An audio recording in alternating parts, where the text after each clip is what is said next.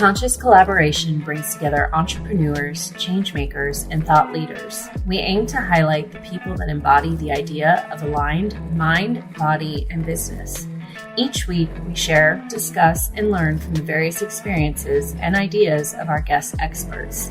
Through our discovery, we find a path to an aligned mind, body, and business. What up, y'all? I'm Emily. And I'm Lisa, and we are the Conscious Collaboration. And today with us, joining us in this collaboration is Angelika Morris, one of my dear friends, besties, and collaborators.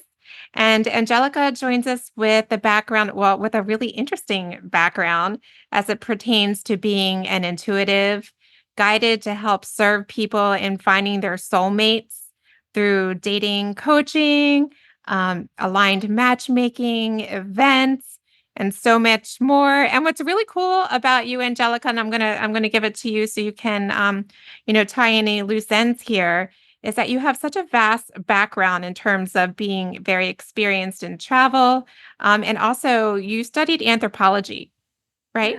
Yes. So you know everything about true human nature, cultural differences and ways that men and women engage. And I think that adds so much to what you bring in terms of. I think that where she studied is definitely worth a shout out too. Yeah, shout it out, Angelika. Tell us a little bit about that. Okay. It always sounds pretentious if I say it, but I went to Princeton and studied anthropology. Yeah. That's Love it. so wonderful. I don't think I've ever met anyone with such a background.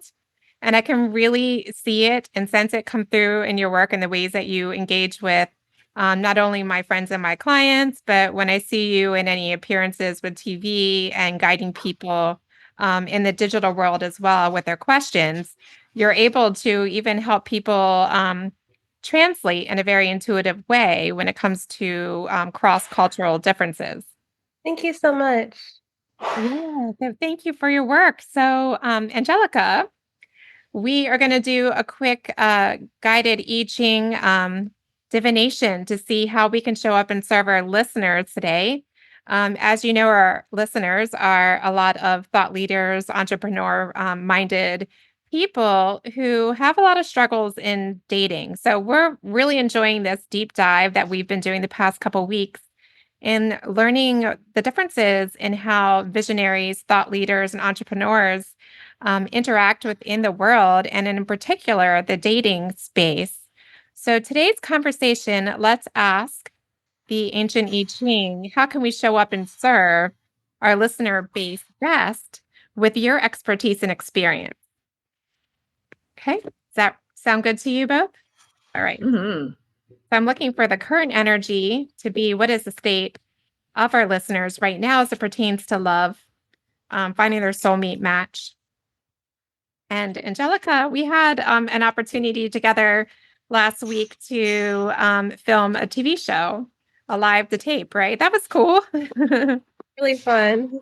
Yeah, I felt like it was too short, so I'm glad we get to do this today so we can continue talking. But I thought that was just really neat to talk a little bit about the digital space and the differences there with the in-person, just the challenges we're all facing right now as singles. Oh, Woo. Okay. So catapulted right on out there. I saw Too that. many. That's too many, but it tells me a little bit about the energy. That was too much. Looking. Oh, The energy is too much. too much energy. Well, Too much. Isn't it Mercury in retrograde? Mhm. Okay, the energy of our listeners, I really like this. We've gotten this before, is the energy of pushing upward. Mm. So it's like that sprout that's forming beneath the earth and just really trying to peek up through that foundation. And so that's where our listeners are today. And we would like to show up and serve them with your expertise and our conversation. To talk about centering into truth is a future energy. And that's really interesting because we were talking a lot about that. I think you even used the word centering in truth a lot in our interview for the TV show. That's hexagram number 61. So let me just give you girls a little bit of background. And I know you're both intuitively guided as well, so feel free to jump in. I love the image of pushing upwards. I think entrepreneurs, we feel that push a lot, like we're trying to break through the earth a lot of times. And sometimes it's a little bit easier and sometimes it's a little bit harder. And sometimes we have to push through like a rock and a crevice that doesn't see the light of day. So I think our listeners out there are feeling that, like wanting to break through. There might be some resistance in their lives right now. So it's talking about natural advancement represented by growth in springtime when new plant life pushes upward through the earth. So the emphasis is really on the upward motion. It's a movement from obscurity to influence with growth that is supported by adaptability and an absence of obstacles. Constant flexible growth is the key attribute of a plant pushing upward. And this reading suggests a period of promotion and prosperity for those that are receiving this energy. So our listeners are really at a great pivotal moment as it pertains to love, being seen, being visible, and finding that light where there perhaps might have been a great resistance. The lines indicate that there's a lot of divine influence, so a lot of that energy that connects us all. Those who push blindly toward greater fame, fortune, and power are deluding themselves. As a result of recent success, you may imagine that you will always continue to advance and never to retreat. But such unabashed ambition would lead to exhaustion and often embarrassment. The shortest distance between where you are now and where you want to be is probably a little curvy, winding path. So learn to enjoy the scenery. Does that bring about anything in your experiences, ladies? Angelika, within the dating culture as you see it? Yeah, when you said like curvy winding path, enjoy the experience, that's essentially what the whole matchmaking process is. That I help curate intentional experiences for people. And, if I could on the first date, first match, that was the person you're going to spend your life with, like fortune telling, I would charge billions Yeah. and no one would hear from me ever again. So it's not like when people hear intuitive, sometimes they think it means fortune teller, Mhm. and not always. So I have to cultivate an experience and that there's trial and error, ups and downs, surprises. But hopefully through our time together, it's more fun and they would do it by themselves because of that structure. But they still have to go through that experience. It's not a fast track. Yeah, I like that. And one thing that jumped out to me was that just because we're in the limelight sometimes of our position or, notoriety or being known for something and what we do, as a lot of visionaries and experts are seen, that doesn't mean that you're guaranteed success. And so I feel like that came through in that line. Did you guys hear that too? So it's kind of like that, like connection to our fame and reputation, to success. It doesn't always translate over. Mm. Because I know that your clientele is often, more of the luxury base. I know you serve the great many of people, but a lot of your clientele are luxury based and, celebrity level or high level people in society.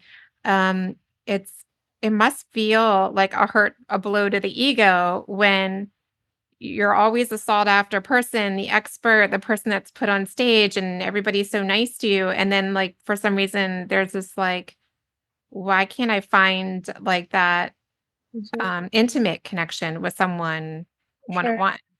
Yeah. And I always like to say success has different flavors. And sometimes people, like everyone, no one is good at every single thing. So sometimes their flavor of success is being really great at writing or TV or science, but their emotional intelligence, their ability to connect with people romantically needs more support.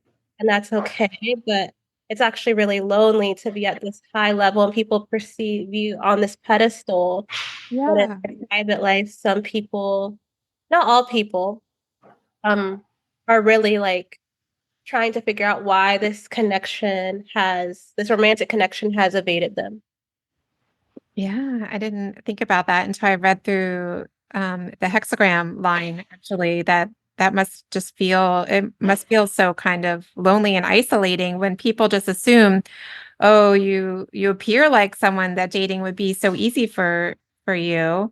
Um, but I was also kind of thinking like about Emily and I talk a lot about the horoscopes and astrological signs and the attributes of people in different signs. And she and I are both air signs. And so we always laugh that we're not like the ones to be like huggy and crying, like emotion sharing. Outward displays. Outward display. We have them. We have emotions. We have Right. them. But to somebody else trying to We connect tuck with them into our pancreas. Remember? That's right. That's right. There's a pocket in our pancreas where we hide our emotions. But when someone does that and they're not very like outwardly displaying of their emotions, it can come across cold and aloof or hard to read. Flighty. Yeah, flighty. Do you see that in do you see any patterns in that? Some people, they're such an expert in one thing that it's like that's where all their brain and emotional energy goes. So it is like really for some like hard to connect anything outside of their expertise, and emotional intelligence, relating, even small talk is a different skill set, those soft skills. So I can definitely see how that can happen. Yeah. Those were just my initial thoughts and like how we can show up and serve in our conversation.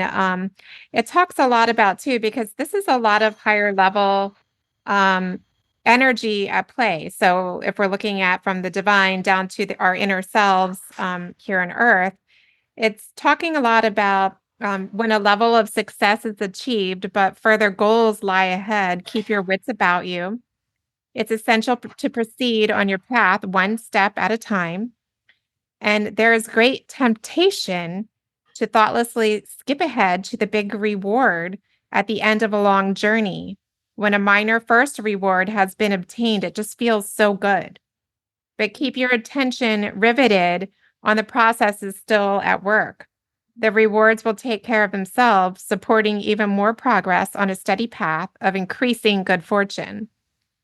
So when I think that was the I Ching description of a dopamine hit. Yes, thank you. Yeah. So do you see that in your experience too? Like, like just that, Emily's saying that dopamine hit, like the love bombing or like just pure attachment right out of the gate. Not so much love bombing and pure attachment, like in the matchmaking realm, but I think that happens a lot in the dating app realm more so. Yeah. Because like there's more checks and balances in the matchmaking world, but I know a lot of people, will describe that. I mean, everyone has been love bombed if you've been on a dating app. Yeah. Like pretty much, unfortunately, like almost like a universal experience. It feels like you met someone and then you get carried away, and 2 weeks later it's over. And that's that dopamine hit. And Match Group, the conglomerate that owns all the dating apps, has actually been sued for gamifying love, essentially, and creating unethical algorithmic practices that make people's brains like addicted to swiping. And it is. I always say it's like a video game. It really is, and it's using the same exact technology and logics as casinos and jackpots. So I don't know the outcome with that lawsuit, like how, like I guess it's a class action lawsuit, who wins, who loses, and what can be done about it. But for sure, like our whole entire dating culture is running off of the dopamine hit of first date, and not much continuity after that. Seems like a hard thing to concretely like sue somebody for. You know what I mean? It's like, how do you describe to love or addiction to the idea of love? Yeah. I know, like, and I haven't been on all of the dating apps, but I feel like there were some of them that tried to like slow the pacing down. I don't know if it was like, was it Bumble where you have to like wait before you reply? I don't know if it was Bumble that did that, but I've only been on 3 of them. Bumble's the ladies first Yeah. But one, like and where then they tried to curb your enthusiasm to like wait for a reply. I think they rush you on Bumble. I think they make you go. It's been a while, but I think Yeah. you have to respond within 24 hours or something. Oh, that's Hinge, for sure. their slogan is designed to be deleted, but it's still owned by Yes. So also all the dating app options are just illusion of choice. It's the same company anyways. Is it all the same company? Yeah. I knew that. Gosh. It's just different flavors of the same thing, but it's essentially, the idea of even if they give you 5 free swipes a day, you get addicted to those 5 free swipes and you want to buy more. And it's like a lottery. Like I just gotta win. Yeah. Yeah. It's like the lottery no one ever wanted to play. Right. So in your matchmaking, do you coach your matches to like behind the scenes, like, hey, good job, or like let's simmer down, or like here's some suggestions on how to move forward, or invite so and so on another date, or do you do any reflection or and guidance on that side of things? Yeah, there's a lot of reflection and feedback because that's how I know what's working, what's not, what recruitment strategies to implement, things to avoid. And a lot of people, they come in, they think they need more options or the best options. Like, oh, here are the top shelf men. Yeah. Like, there are high quality people on dating apps because everyone is online. There are high quality people, even if they're not on the dating app, LinkedIn, Instagram, Facebook, like everyone has some sort of digital footprint. It's just being open and accessible and the time constraints. But yeah, I essentially help people intentionally make decisions, pace themselves, and really see things out before making a snap judgment and also trying new things that they've perhaps never tried before.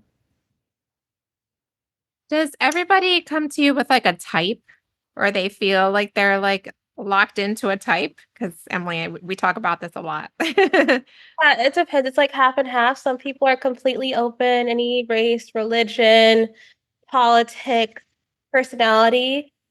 And that's always helpful because it's like, oh, it'll be easier to recruit in some ways, but you don't really know the target, so you just have to do more experimentation. But then some people have extremely narrow types where it's like sometimes it doesn't make sense, and I know we probably aren't going to be successful. And then I won't like work with them because I just know it's so narrow and contradictory. It may be like searching for a unicorn.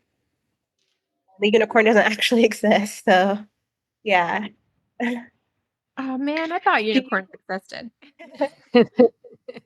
Do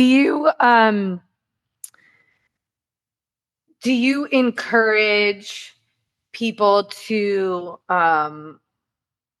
kind of seek out or maybe journal ahead of time or something like that, do any exercises beforehand? Do you ask for certain values or criteria like that you want to hear from your clients? I ask them about their core values. So we have a 2-hour like consultation and we go into their life story, history, family dynamics, and it's just a natural conversation. So if someone, mentions something from their childhood that could affect how they view relationships, I'll follow up on that point and then just see where it leads. And sometimes I extract values. Even if they don't say that's a value, I could tell it's value for them. So I also help people figure out their values because everyone says, oh, honesty, trust, loyalty, but then Sure. that's so general and everyone wants that. No one says, I'm looking for a Right. liar. A liar. So I Yeah. go like deeper on like, okay, how do you like understand how money works, for example, thoughts on child rearing, thoughts on gender roles, and then figure out the values from that. So do you feel like values come mainly from our makeup as like in our childhood? Do you feel a lot of that? Because, and I know we're going to talk a little bit more about this next week with our next guest on values and future planning, but I did an exercise and Vinny is his name. He asked me to identify my 5 core values and I couldn't really put them into words. Like I know I can feel it when it's being tested. I know, okay, no, that's against my values. but I actually have never just like written them down. So there was like this questionnaire that I took that helped me to like narrow down my values. But you have like a gift of doing this with your clients. Yeah, I think they all come from childhood. People either adopt the values of their family or they actively work against them or make a choice not to do that. But family and also meaning like your society you were raised in. And a lot of people, even if they didn't have the most healthy background, their current values are still based on that childhood because they decided to do therapy to reverse those values and create new ones.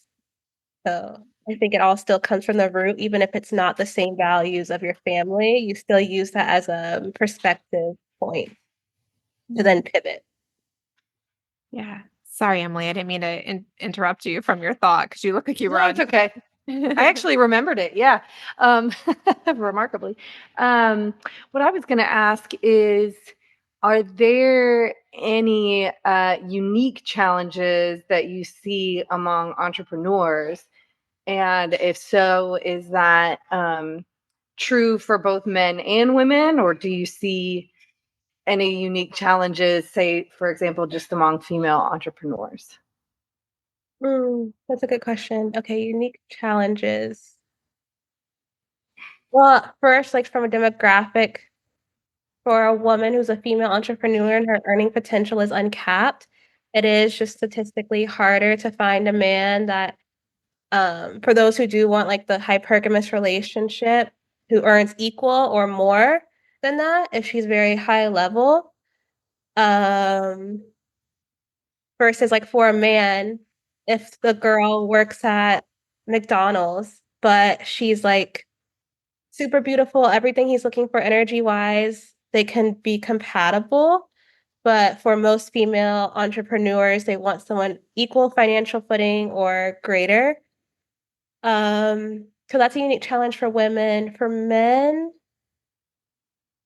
I would say their greatest challenge is someone to actually like them for them and not see them as like a sugar daddy. Mm-hmm. And a lot of like guys say like, I don't want someone just to marry me to take a permanent vacation, even if they have no problem being the financial breadwinner, just because statistically, very few women will make just as much as them. Um, it's like they just don't want to feel like, they're the ATM. So finding someone that really is the hardest part. Do you find that men have a hard time being able to discern that? Um, Not really. I think they settle. Like if they know, okay, she's gonna run me for my money. If you're not finding anything better, they'll just go for it. But like they know something's missing. Like I don't really believe in like girls are tricking men into anything. They like can sense that type of relationship, and they'll settle for it even if they're craving something deeper, and just like get what they need in the moment, and both parties are satisfied. But I don't think it's like unless there's something, I really don't think, men are being pulled over their head in like transactional relationships because they are businessmen, like they're good at winning. And those type of relationships, I do believe the man will make sure he wins in some way. And I'm sure, you can point out different ways that women settle in, the same kind of way. Exactly. Yeah. Yeah, that's a good question. I didn't think about that. It's sad to think that about the term settling in this day and age, especially with all the information that we have. But I understand the idea of compromise and, expectations and all of that. But so what I'm hearing is that there is a big group of male entrepreneurs that feel perhaps underappreciated, especially in the financial realm of things, and they desire a partner that's more contributive and maybe has a little bit more of their like gumption and story or like dreams to add to it. But then on the female side, it's really that desire to have someone to match her energy. in terms of like that pushing upward energy. Our friend Niaje, I know she just put out an episode too about power couples. So that concept came to mind too. Is that like the ideal for most people to find that dynamic in the entrepreneurial people? Yeah, for sure. Well, I would say men and women define power couples differently. And I use the word in my marketing. Like I say, we unite power couples worldwide because it resonates with that visionary and leader archetype. But men typically imagine power couple, successful entrepreneurial men imagine power couple as like someone who respects my leadership, who really, really nurtures me, who will raise the kids, will take care of the home. And then a female entrepreneur typically doesn't like when she thinks of power couple, she's not imagining that traditional housewifey role. She's imagining like someone that will help scale the business, that they can work together, create a lot of financial success. So the guy isn't looking at the power couple dynamic as, oh, this will make more money. It's more of this will be pleasure centered and more soothing. So it's a little bit hard to navigate like those two very different definitions of what is a power couple. Yeah. I don't know what my own definition is. I feel like and I said a little bit earlier, it's kind of like learning more from the other person. So like they're better at some things and we're better at other things, but that continually learning and then like advancing together towards some shared goal, whatever that may be. It could be anything. It could be real estate. It could be knowledge based or whatever. I don't know. Yeah. What do you think? What do you think, Emily? Like, what's a power couple definition? To me, I just imagine like a really synergistic relationship where, yeah, whatever the goal is, whether it's raising a family, building a business, both, all of the above, that you have the ability to, you know, vacillate between roles. And, maybe sometimes, yeah, because because I'm here for it and because, I'm good at XYZ, maybe that puts me in a more nurturing housewifey role at times, where at other times, I'm applying that energy to the business and vice versa. And you could, people inevitably go through life changes and problems. And so when two people can work together synergistically, sometimes one is picking up where the other is lacking, and then it switches off.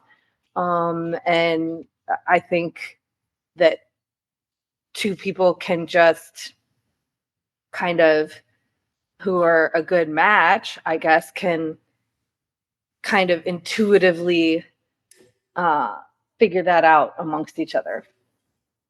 Yeah. That makes sense. Yeah, harmony. I think synergy and harmony are great words to use for sure. And like the social trend of like, if we look at, let's say, top 10% income earners, men are statistically going to be more politically conservative and value those traditional gender roles, whereas women are more likely to be more liberal and have more modern ideals. So that's also where that disconnect is of like, what does it mean to be masculine and feminine and work together?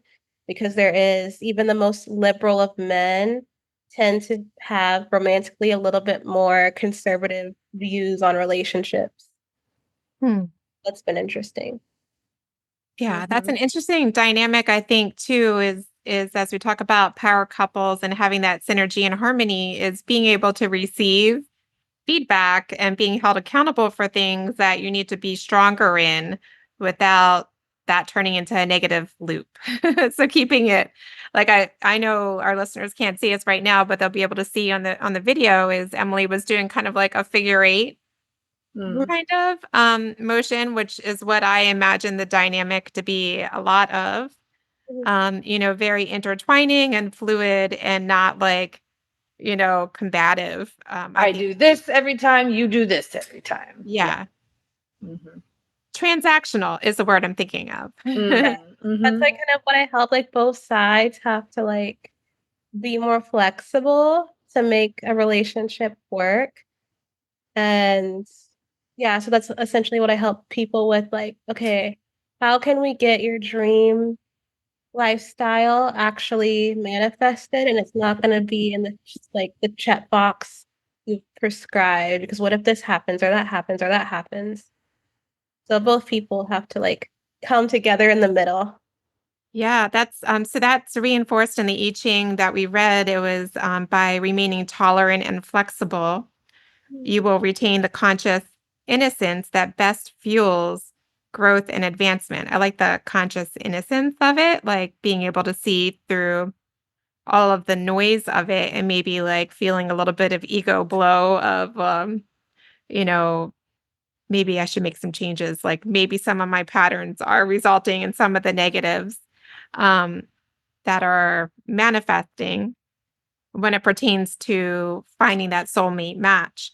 But I think our listeners from this reading are in that pushing upward momentum in terms of our listeners are very aware of their energetics, the mindset work, the keeping their bodies healthy, Growth minded. growth Yeah. mindset. Yeah.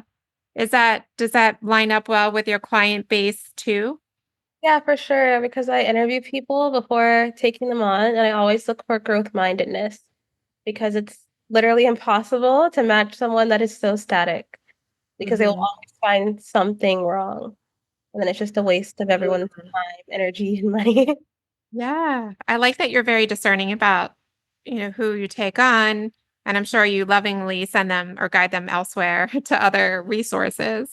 Right. Yeah, I think that's really neat.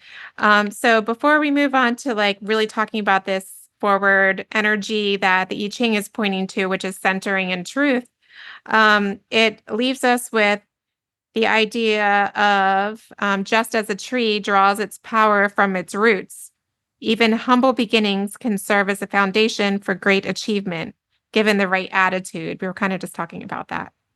Even though new movement may be sometimes induce sadness, there is no regret. Let go of the comforts of the past in favor of the adventurous vitality of creating the future. So, as it pertains to relationships, does that make any sense? So, that would be, really inner self, really being rooted. Um, yeah, I like that. Yeah, I feel like everyone is a projection of our own self consciousness, what we tune our attention to. And not that some people don't actually, some people are not great matches. Like there's abuse, narcissism, all those things. But even in those hard scenarios, it's not the other person's fault, but it's like a reflection of a narcissist can only be with someone that is a doormat. It still reflects on a part of your inner growth. Um, and different things like that. Another person and how they trigger us or not trigger us or catch our attention in some way, whether it's positive or negative, is showing us something about ourselves. And if it's like if we're not seeing it come up in our reality, it means we're not resonating with it. Yeah, that's interesting. We haven't talked about narcissism as it appears in the dating world, but I mean, that is everywhere in pop culture and social media and friend stories about narcissist experience, or everybody has a little bit of narcissism, but a true someone with narcissistic personality disorder, um, the does that come across in dating with your clients as well? Do you hear those stories? Is that part of the challenge that they face? Maybe in the past, but not like through their dating experience Yeah. going forward because well, first of all, like anyone who's a narcissist doesn't like to be held accountable, or anyone who's doing anything that's like they know it's shady doesn't want to be Yeah. held accountable. So they like to be online, anonymous, and just like hide in the underbelly. Ah, So yeah. they're not even gonna come forth. Yeah. And if they do, like someone's like lying to me about something, I can verify it and just be like, well, you're not gonna be included in the database or call them out on it. Yeah. And then two, the narcissist thing, I feel like it's definitely, of course, real, but like a narcissist will lose interest in someone that's very confident. A narcissist will lose interest in someone that has boundaries and someone that's self-assured. Like they won't even approach that person. They know who their victims can be. Yeah. And they also like narcissists are people too. Like people demonize them. I'm not saying what they do is okay or an excuse, but they're also hurting people that are trying to get an emotional need met through hurting someone else, which they should not be doing, but they know who to get that emotional need met through unconfident people, people that don't have boundaries, people that are, just seeking acceptance no matter where it comes from. Both parties are trying to get that acceptance.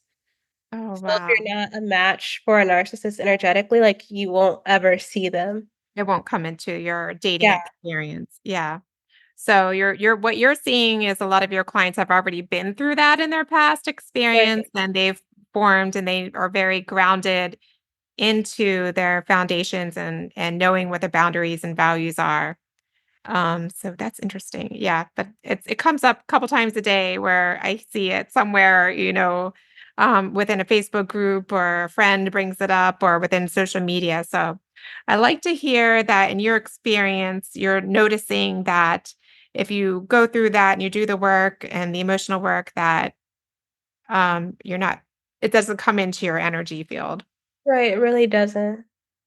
Awesome. So, as we talk about moving forward into centering and truth, so that was the future energy.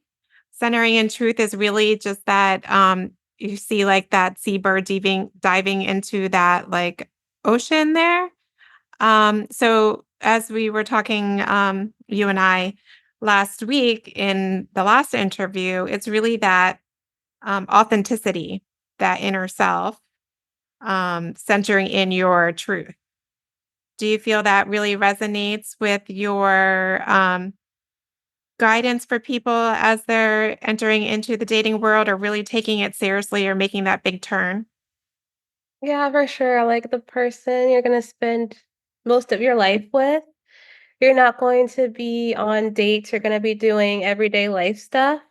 So it's important to show up as your most authentic self and just be you and not like a role play or a cosplay of what you think this type of person desires, because then it's spending your whole entire life faking. And so many people fake everything about their lives because they think that will get them this particular type of person. And it will, but it's like what's the point if you always have a mask on? How can you maintain that? Right. I think that was part of, the generations before mine.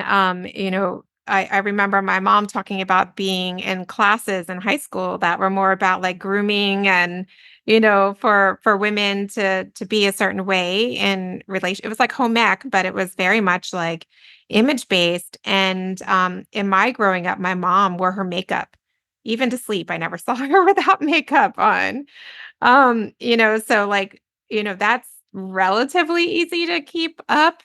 But if you're having to change your persona and wear that mask and persona for so long, I imagine like that must be so draining.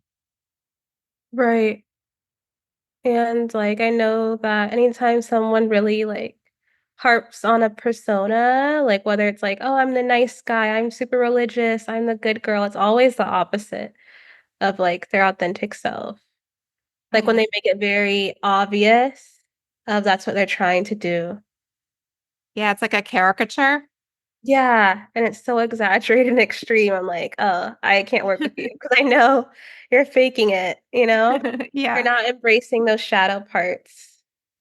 Yeah, that's so true. Emily and I watch these Instagram reels. They're like, they're so funny. They're of like these spiritual people that go to festivals and they put on an act, and it's like the funniest thing I've ever seen, but they're able to maintain this act and they use all the buzzwords and it's really interesting, but I imagine that some people do that in their dating life. For sure.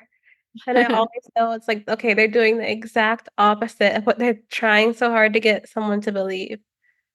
So, Angelica, how do you suggest helping our listeners connect in with their center of truth? Like maybe they're not even quite sure. They've just gotten out of a long-term relationship. Maybe it was with a narcissist. But how does one connect in with their authentic self so they can move forward in dating as a visionary and thought leader? That's a really great question. I think, having your own social experiments, having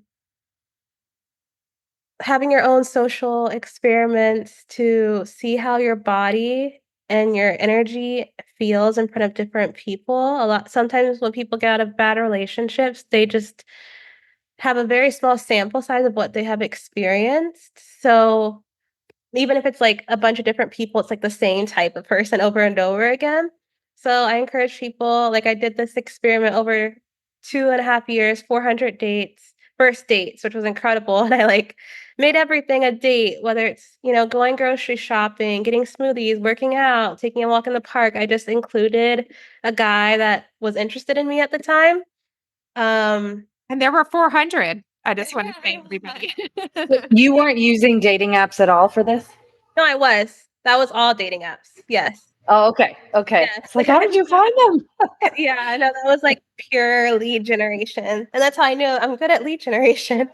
Lead generation. Hey, that's what the dating apps are good for. Yeah. Lead So, generation. in those experiments, like I would notice, oh, I feel really safe with this person. I don't feel safe with this person. I like enjoy this type of energy. I don't enjoy this type of energy, and just like see it as a sampling platter. And not that it matters, like women can do whatever they want, but I personally didn't have physical intimacy with anyone until, okay, I was engaged when I went to Turkey. That was a wild Yeah. story. And then broke that off. And then my current partner, my soulmate partner. But other than that, I didn't have like casual intimacy. And for me personally, it really helped discerning true emotions rather than like that sensual attachment.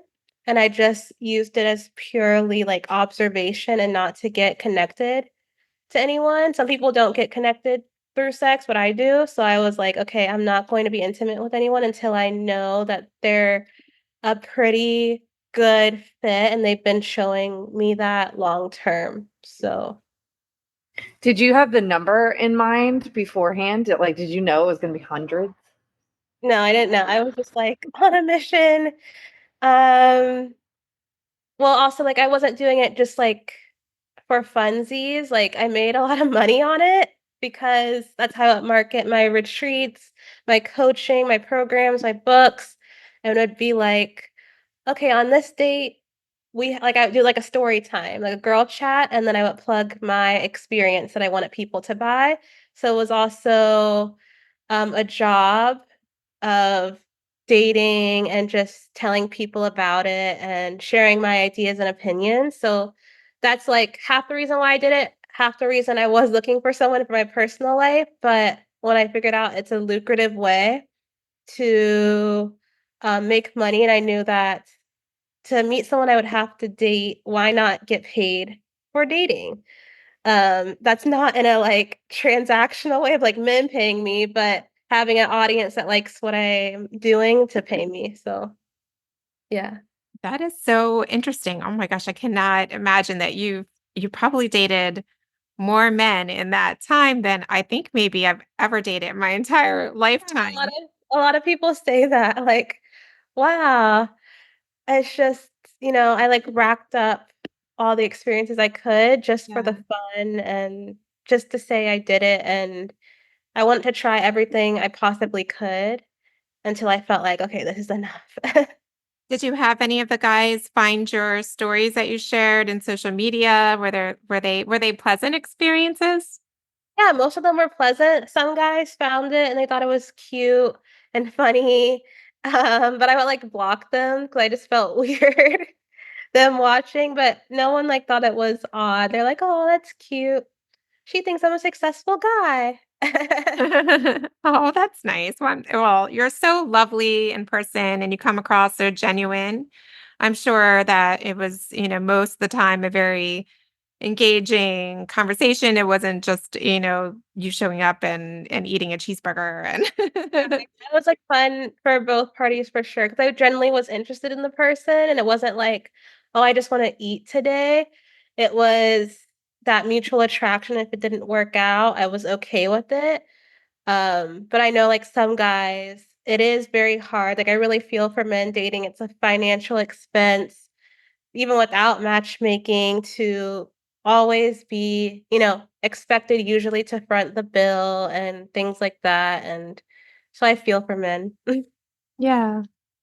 Yeah, but it does seem like there's a little bit of just male tendency to also want to be like there's some like reward or pleasure center in taking care of those details and It's a provider. Yeah. yeah, provider They're role. hardwired to provide in Yeah, some I aspect. definitely agree, like, they're hardwired to provide. I mean, like, when they're providing, they're showing up the right way, and women are appreciative, that's when I feel bad for them. Like, I think a lot of good guys get burned and then get off dating apps and off the dating market because it's like, yeah, I see what they're saying. If they go on 10 dates, they spend $100 on dinner and no one's even, like, messaging back, "Thank you, I had fun, it's not a match," or, like, just ghosting them.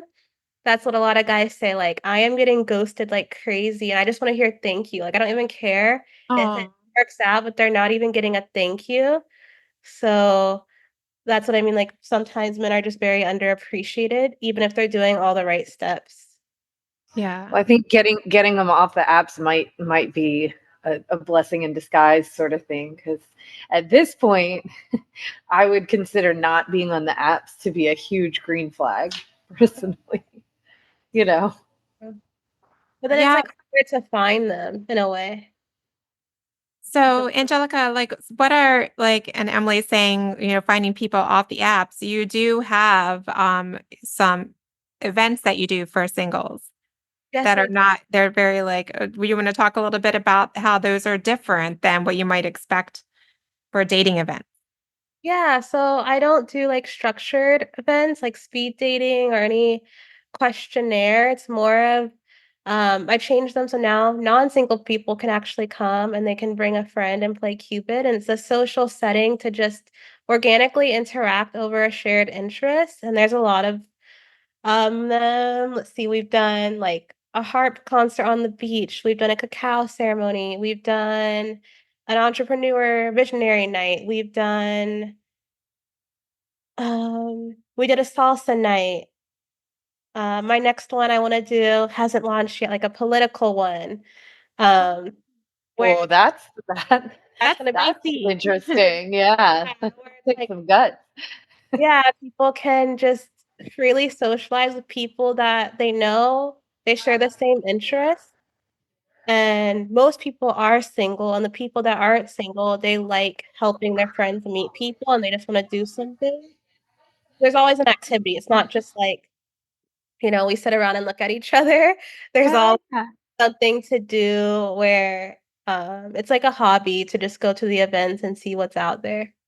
Hey, let me know if you ever envision a yoga night. Yeah, that's a great idea. I'll hook Any you type up. of niche interest. Yeah, Emily's space is amazing for that. I think that's a good idea. You have to come visit and see it in person.